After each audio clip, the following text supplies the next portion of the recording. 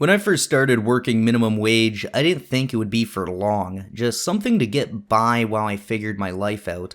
But then months turned into years, and something started happening that I didn't notice at first. Working minimum wage doesn't just affect how much money you make, it changes how you think and see reality. It's not as simple as minimum wage sucks. In fact, some of the best jobs are in that sector, as what you learn from them can truly change you as a person for the better. Let's dive into it. As a lemming who spent almost 4 years of his life working minimum wage, I want to discuss the low points, the mid points, and the high points of minimum wage. Let's start off with a POV of a brand new minimum wage worker, as I think it's quite humbling for anyone who doesn't have to do that type of work. These are essential jobs, as everybody wants what they provide, whether it be your Starbucks or your groceries. A majority of it is maintained by minimum wage workers. Now, once you step into one of those essential workplaces, it becomes very clear how easily replaceable you are. Like me, when I worked at a grocery store, it didn't matter if you were good or bad at your job. You're going to fit in. As long as you showed up and overall the department met quota, you're looking fine and don't have any worries. But you also don't have anything to look forward to. Overall, things like seniority and unions feel like they work against us. For example, when I was younger, naturally I figured out that working hard and put in my all would only land me less hours. I mean, my manager and my coworkers appreciated it, but the higher ups didn't care. It just ended up being used against me. It really felt like the mindset was, if Lemming can work fast, then just schedule someone else who's really slow for 9 hours before him. Let him close from like 5 p.m. to 9 p.m. and then he can get his stuff together in like 4 hours. It felt like I was being used against myself, which is insane, but that's really how it worked, as it was common for managers to joke about scheduling based on weight and age. The older and fatter you are, the more hours you'd usually get, and then young bucks can come in on speedrun mode to clean up what the older people didn't do. A good example was one time I noticed an employee sticking out like a sore thumb. He was on his cell phone all day, the guy's in his 40s, and he's just not doing much work. So I brought this up to my boss, the actual boss of a grocery store, in a professional way. I explained, I'm getting undercut hours in return, and this guy is leveraging that and not doing his part. I brought the concern to my employer, and he told me, I know it sucks, but there isn't much we can do. In general, none of my rights or anything were being infringed on. I was getting the hours that I was being told I was given. There's nothing wrong there. But once I left the grocery store, I really realized how much I was getting used. I mean, I already knew that all the time I would either have an opening shift or a closing shift, never in between, and it was almost for always exactly 4 hours, the lowest amount of hours that they could schedule me for. Then one day when I wasn't working there, I remember going in, I just quit, and I said hey to somebody in my old department, and this is like a week or two after me quitting, and they were genuinely upset for me leaving the position I had, as they had lost their good long hours in return for some short nighttime shifts. She didn't care that I had gotten a better job or that I was onto a better thing. And while I could complain to the manager and make a big stir about it, I realized, who cares?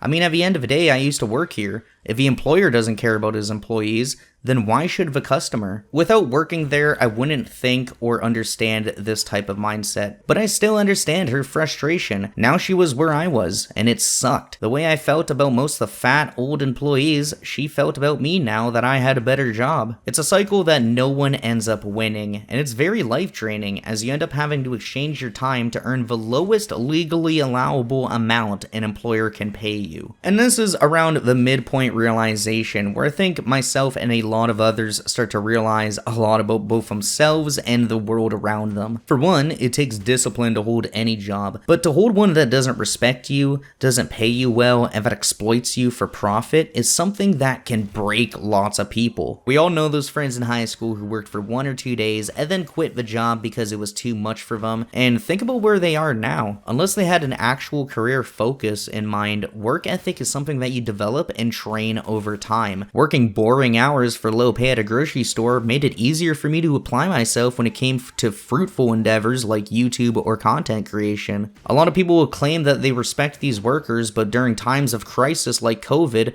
they're the only workers that have to show up. But then when COVID's over, we're not giving them more than minimum wage. Like, brother, I'd rather make content than spend my youth making someone Starbucks. At least if it doesn't work out, I always have content to look back on. You don't do that with a Starbucks drink. When I first got my job at the grocery store too, I remember them drilling into my head the concept of the lifetime value of a customer, which is a very simple thing to understand, and I see why the grocery store would want every employee to understand that, but I don't think that message really applies anymore. A customer at a grocery store can spend on average hundreds to thousands of dollars a month on groceries, so add that up over their lifetime, the span of 20 to 60 years. It's why the customer is always supposed to be right. But the times have changed drastically. Not only are more people replaceable, but employees especially. I can think of a story of my manager saying he got his position by starting work at age 16, and then he worked his way up to the manager position by age 18. Meanwhile, about 20 years later, I started in his same department while he was manager.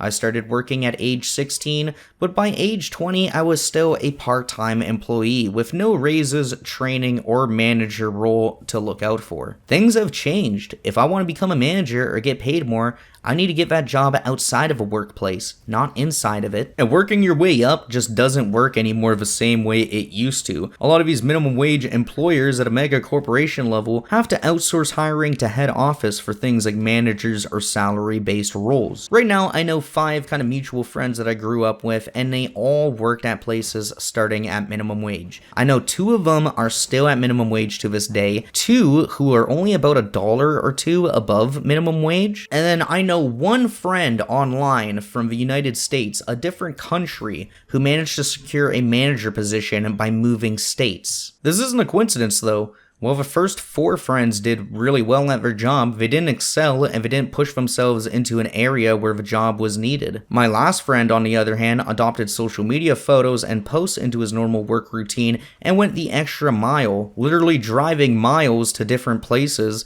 in order to get photos at different places that the corporation owned. Without giving out too much information, he got rewarded really well. He's one of the lead social media roles for his corporation, and it's a big one. But it really does feel like 1 in 5 of us, if any, are lucky and break out of a minimum wage cycle, but inherently I think it happens at different times and places for everyone in life. You learn during this time how to be present, do something that you don't want to do, and hopefully use it to motivate you so when you do have a better job, you'll never want to miss a day. Now, why don't people just quit or get a new job? I mean, we're in the job hopping era where Gen Z has to look for jobs like looking for ships to plunder. Notice the majority of people get comfortable in their position. Even if they aren't financially happy, they get complacent and comfortable with the people that work there. And it's easy to do. I mean, the grocery store I worked at, No Frills, is a psyop. They literally made a mixtape to play in the background, using like sound stimulation to brainwash people into buying bananas.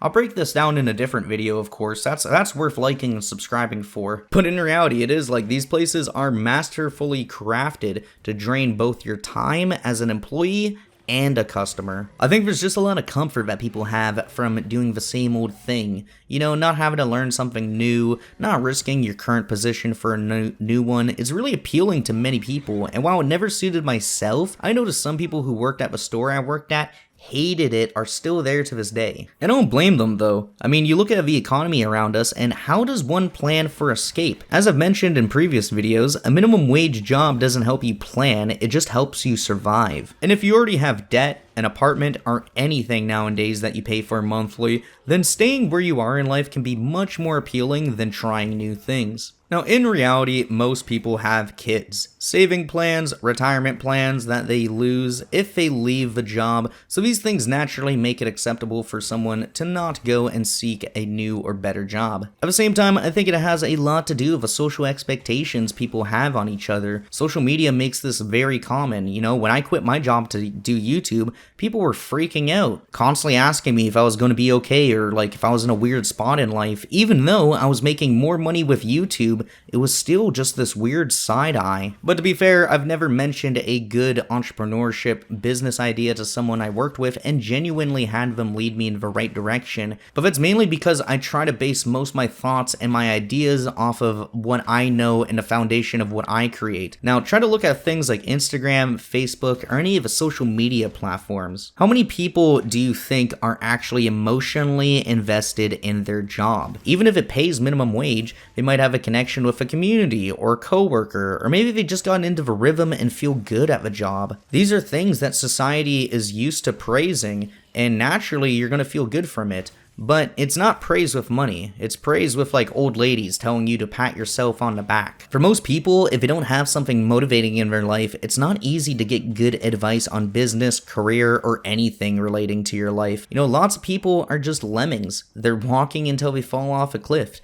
They don't realize they need to be a player in order to get the proper result. Now, for me personally, I was a bit past minimum wage when I got out of it, but the same feeling was present in me day to day.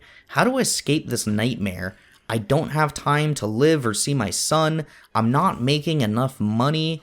Every girlfriend I have says I work too much, but I also don't make enough money.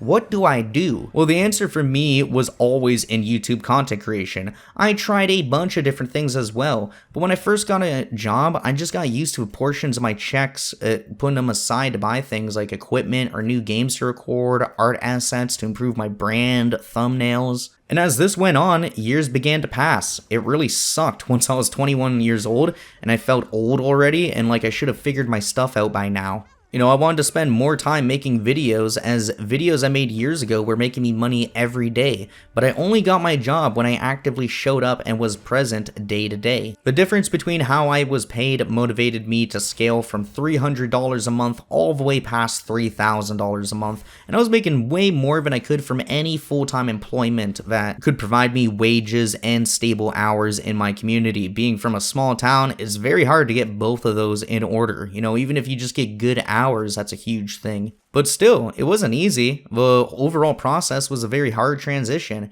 Even when I made more money from YouTube in 1 month from my full-time job, everyone was telling me don't quit and just stick it out. But in reality, I knew none of them worked the job that I did. None of them were making Starbucks. None of them were stocking the grocery shelves.